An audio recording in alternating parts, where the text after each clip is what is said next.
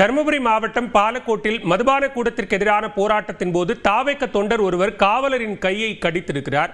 இது தொடர்பான கூடுதல் விவரங்களுடன் இணைகிறார் செய்தியாளர் சுகுமார். விவரங்கள். பாலக்கோடு நகரில் புதிதாக சொகுசு மதுபான கூடத்தை அகற்றக் கோரி தாவேக சார்பில் இன்று கண்டன ஆர்ப்பாட்டம் நடைபெற்றது.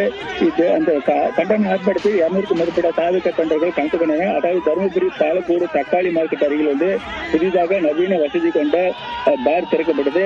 அதன் அருகிலேயே பெண்கள் மேல்நிலைப் பள்ளி மற்றும் ஆண்கள் மேல்நிலைப் பள்ளி செயல்படுகிறது. இதனால் கல்வி சீர்கேடு மற்றும் சூதாட்டம் உள்ளிட்ட பல நிதி இழப்புகள் இன்னல்கள் ஏற்படும் என தாவேக கட்சியினர் இன்று அந்த போராட்டத்தை அதை அகற்ற வேண்டும் என போராட்டத்தில் ஈடுபட்டனர். அப்போது காவல்துறையினரும் திடீரென மதுபான கூடத்தை நோக்கி முழக்கமிட்டுமாறு சென்றனர். அப்போது காவல்துறைக்கு தாவேக்கும் இடையே தள்ளுமுடி ஏற்படுத்தி கயிறு கட்டி பாதுகாப்பு நிலையில் காவல்துறை ஈடுபட்டிருந்தனர். அப்போது அதையும் மீறி நுழைவாயிலுக்குள் நுழைந்த மதுபான கூடத்தை தாக்குதல் நடத்த முயற்சிப்பட்டனர். அப்போது திடீரென ஒரு தாவேக தொண்டர் காவல்துறை பாதுகாப்பு நிலையில் தலைமை காவலர் அருள் என்பவர்கள் கையை கடித்து இருக்கிறார். இந்த செயல் திடீரென அந்த கூட்டத்தில் இருக்கும் காவல்துறையை பெரும் அதிர்ச்சி ஏற்படுத்தியது.